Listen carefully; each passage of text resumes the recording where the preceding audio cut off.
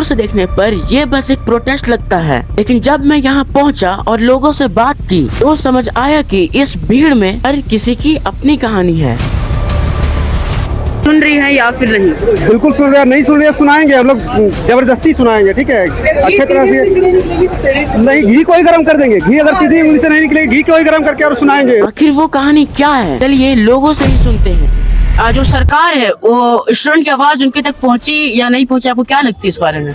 मेरे को तो नहीं लगता है कि अभी तक सरकार के पास स्टूडेंट की आवाज़ पहुंची। अगर क्योंकि पहुंच चुकी होती तो या तो सरकार की तरफ से कोई नोटिस आता है कि हम इस्तीफा दे रहे हैं, या फिर हम बातचीत के लिए पूरी तरीके से तैयार हैं। जैसे कि हमें पता है कि कल 10 अगस्त है और 10 अगस्त को जो है विधानसभा के तरफ जो है स्टूडेंट्स मार्च करेंगे। तो ये अंधे और बहरों की सरकार है। ये मार्च के ऐलान के बाद भी नहीं समझ पा रही है कि छात्रों के अंदर कितना आक्रोश है उनके खिलाफ, कि वो सालों मेहनत करते हैं और फिर उसके बाद भी पेपर लीक हो जाता है और अभी वो जवाब नहीं दे रहे हैं। तो कल जो है मार्च होगा, फिर उनको पूरा तगड़ा जवाब दिया जाएगा, जिस तरीके से जंतर मंतर में हुआ। जंतर मंतर में तो थोड़ा ओवर पावर्ड हो गया, लेकिन फिर भी जिस तरीके से कल प्रोटेस्ट होने वाला है उससे सरकार को पता चल जाएगा और मुझे उम्मीद है कि सरकार की तरफ से कुछ ना कुछ जवाब आएगी। हर किसी की अपनी कहानी होती है। इस वीडियो में मैं सिर्फ वही दिखाऊंगा जो मैंने सुना और देखा। कि सरकार अभी हमारी बातें सुनेंगे?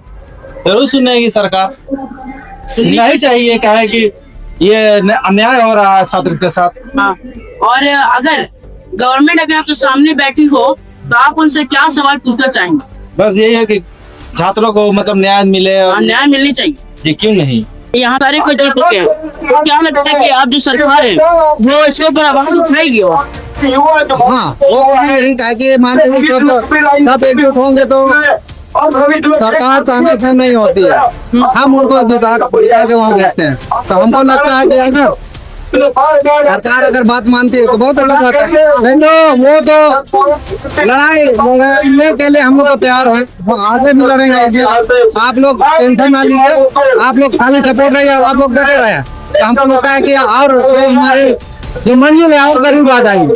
आपसे एक सवाल, एक बात बस पूछना चाहिए कि आप इस सरकार के बारे में क्या बोलना चाहिए? एक बार में आपको हम सरकार को यही कहना चाहते हैं कि छात्रों के साथ न्याय हो और न्याय हो, क्योंकि अपने हक अधिकार सबका है और छात्र के साथ खिलवाड़ न हो। एकदम 100% छात्र को न्याय मिलना चाहिए, क्योंकि छात्र शिक्षा के शिक्षित होंगे तो देश हम लोग को आगे बढ़ेगा। छात्र ही देश का मतलब भविष्य है।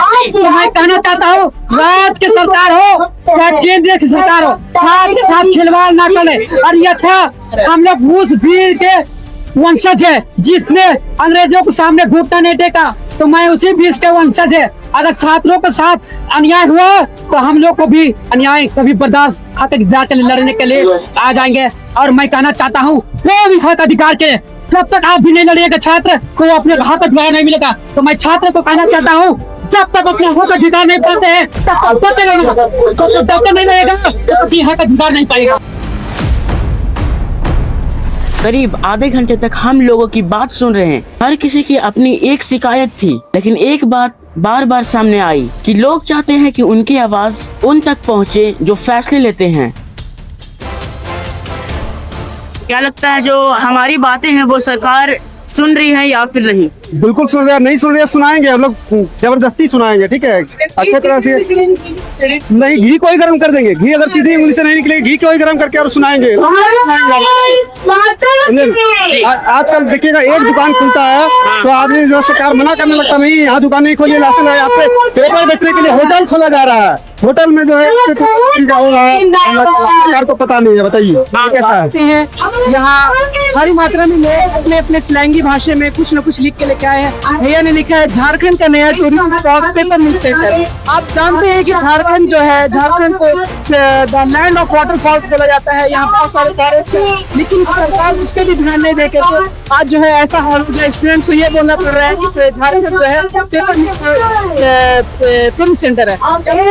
वो हमारे राज्य के कैसी तानाशाही सरकार है, मुझे समझ में नहीं आ रहा कि आज सैकड़ों की संख्या में हमारे नौजवान छात्र, हमारे ही राज्य के नौजवान छात्र अपने हक अधिकार के लिए हड़ताल में बैठे हुए, फिर भी फिर भी ये तानाशाही सरकार वो है कि छात्रों की बात को सुनने के लिए तैयार नहीं है, ना उसके साथ चलने को तैयार है। मुझे लगता है एक साथ जितने झारखंड के छात्र हैं सब एक साथ मिल कर रहे हैं और अपने न्याय को करते रहे। बहुत जल्द हम लोग को न्याय मिला, नहीं मिलता है बहुत बड़ा आंदोलन झारखंड में होता है। ये का सवाल ही नहीं पैदा होता है, जैसे कि आपने बोला कि नहीं मिलेगा। मैं इस बात को इसलिए बोला कि नहीं मिलेगा क्योंकि पता होगा करीब 10 से 15 दिन में दिन हो गए, फिर भी भूख हड़ताल में होते सभी छात्र, सैकड़ों की संख्या में छात्र होते हैं।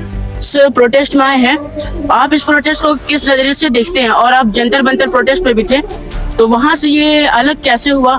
मैं यहाँ देख रहा हूँ कि यहाँ लोग आपस में बट रहे हैं, ये युद्ध चल रहा है और जब आप बट जाएंगे तो आपकी हार निश्चित है। बैठनी नहीं चाहिए। बटने नहीं चाहिए, आपको साथ में मजबूत होकर के खड़ा रहना पड़ेगा, तभी जीत होगी। जी, आपने लिखा भी अपनी पोस्टर में वही है कि हम एक है। जी बिल्कुल, हमारा ये मोटिव ही यही था कि मैं यहाँ की समस्याओं को सुलझा सकूं अपने तरीके से, अपनी क्रिएटिविटी, अपनी ह्यूमर के। आप रंगों में जाति मजहब धर्म देखते हैं, मैं रंगों में बस रंग देखता हूँ। आप पानियों में जूठन देखते हैं, मैं बस पानी देखता हूँ। आप बरसात में कीचड़ देखते हैं, मैं बस बरसात को देखता हूँ।